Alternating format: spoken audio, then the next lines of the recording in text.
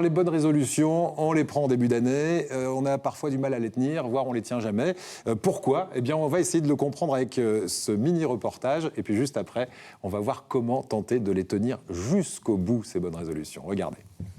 2020, je bois moins de vin. 2020, je mange moins de pain.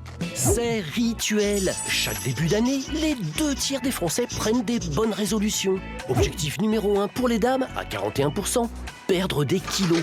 Pour les messieurs, à 35%, c'est se mettre au sport ou en faire encore plus. Sinon, tout le monde ambitionne de positiver, 29%, de manger plus sainement, 28%, et quand même, de faire plus attention à l'environnement, 20%. Mais le problème avec les bonnes résolutions, c'est de les tenir. Et là, ça se gâte. Seulement 5% d'entre nous se disent sûrs de respecter leur engagement. Pas brillant. Alors, comment faire pour que les bonnes résolutions ne restent pas des vœux pieux ? Voici nos conseils. Primo, fixez-vous des objectifs réalistes en quantité et en qualité. Une chose à la fois. Si vous êtes accro au soda, non, vous n'allez pas vous convertir à la tisane du jour au lendemain. Ne vous mettez pas la pression. La bonne technique, c'est celle des petits pas. Faites de chaque petit progrès une victoire et savourez le chemin parcouru, même si ça n'avance pas aussi vite que vous le voulez. On respire, on arrête de culpabiliser, on profite de sa famille, de ses amis, de la vie quoi, et on va à son rythme. Promis.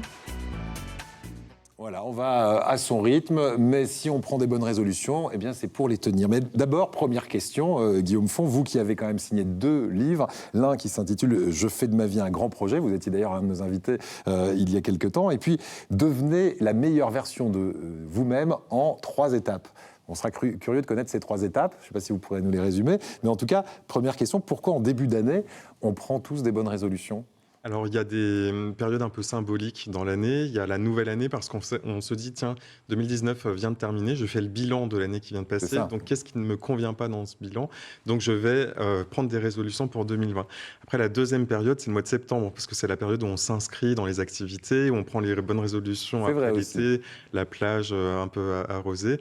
Mais moi, ce que je conseille, c'est surtout de ne pas se focaliser sur des périodes comme ça ponctuelles et plutôt de faire du changement en continu tout au long de l'année. Bon, quelles sont les résolutions les plus courantes, généralement? On a entendu parler de sport, par exemple, sur ce plateau. C'est ça, la numéro 1 ? Alors oui, les patients que je reçois, c'est perdre du poids, se remettre au sport, arrêter de fumer. C'est les choses qu'on entend le plus souvent. Et en fait...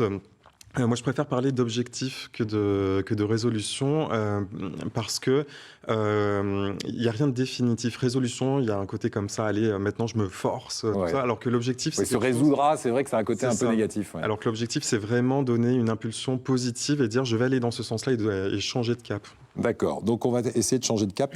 C'est le cas d'Adeline, par exemple. Écoutez sa question ce matin. Bonjour à tous, je m'appelle Adeline, j'ai 26 ans et comme beaucoup d'entre vous, je pense, chaque année, au Nouvel An, je prends quelques bonnes résolutions devant tous mes amis. Et voilà, au bout de quelques semaines, malheureusement rattrapée par mon quotidien, et impossible de les tenir quoi. Donc cette année, j'aimerais que ça change et que vous me donniez du coup des conseils pour pouvoir tenir ces bonnes résolutions. Merci, au revoir. Voilà, comment tenir la bonne résolution dans le temps, c'est la question d'Adeline. Alors c'est le sujet des 2 livres que j'ai publiés, parce que ça, on ne peut pas donner tout en quelques minutes.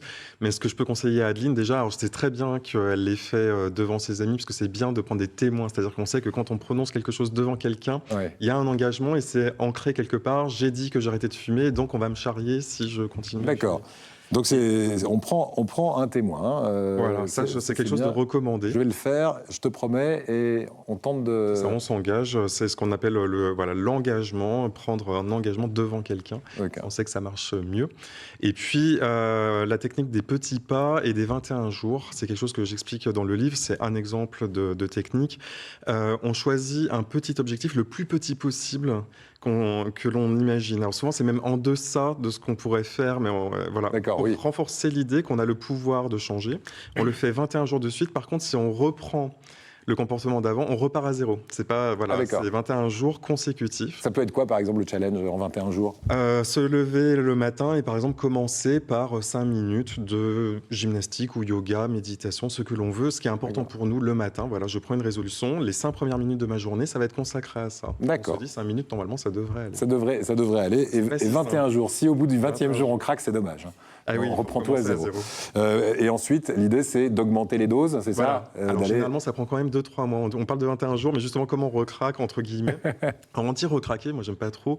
Parce qu'en fait, on a l'idée que ça y est, on a pris une décision et puis ça va être linéaire, en fait. C'est pas du tout comme ça que ça se passe. C'est vraiment des essais-erreurs. Ouais. On y va, on revient, on y va, on revient. Et puis, ça s'allonge de plus en plus. Et ça s'ancre progressivement.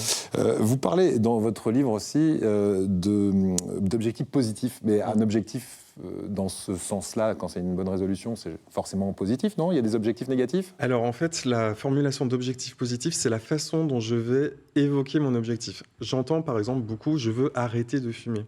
L'inconscient, si vous lui dites ne pensez pas à un éléphant rose, vous voyez un éléphant rose. Forcément. Donc si vous dites j'arrête de fumer, j'entends fumer. Ouais. Et donc je pense à fumer. Et donc je suis frustré de ne pas fumer. Alors que si au contraire je dis je vais prendre soin de ma santé, je vais prendre soin des autres, je vais réaliser mes potentialités, ça c'est des objectifs qui vraiment animent et permettent... Et sur des objectifs vagues, ça, c'est pas ciblé sur justement je m'arrête de fumer ou je fais quelque chose de particulier. Justement, c'est des objectifs en fait qui sont beaucoup plus profonds. Quand on va vers le plus profond, effectivement, on élargit parce que c'est des choses qui sont de plus en plus importantes et vastes. Donc, il y a les objectifs de surface, et c'est une des raisons pour lesquelles, d'ailleurs, on n'arrive pas toujours à ces objectifs, parce qu'en fait, l'objectif qui est en dessous n'est pas le bon.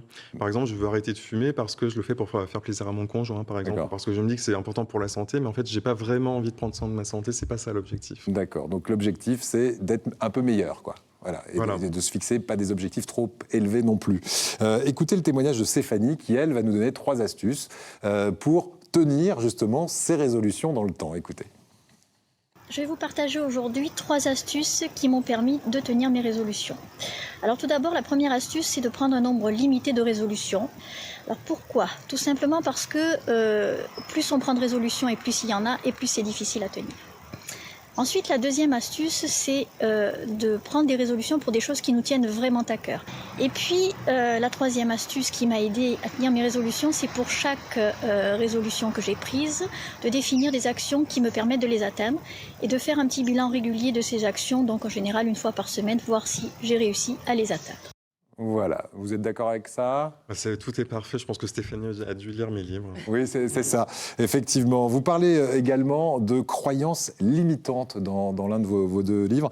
Ça peut être quoi une croyance limitante? Alors les croyances limitantes, c'est les histoires qu'on se raconte, pas toujours de façon consciente d'ailleurs, sur qui l'on est et ce qu'on est capable de faire. Et donc en fait, on sait tous qu'on a fait des expériences au cours de notre vie où on nous a dit qu'on n'était pas assez comme ci, pas assez comme ça, pas assez fort, pas assez beau, pas assez sportif, et qu'on a intégré ça en nous en disant je suis comme ça, j'y arriverai pas dans ce domaine-là. Ouais. Et en fait, il s'agit d'identifier ces croyances. Donc, j'explique dans le livre déjà comment les identifier et puis par quoi les remplacer. C'est-à-dire des croyances fonctionnelles, des croyances fertiles qui vont permettre de passer outre. D'accord. On va terminer avec une question toute simple.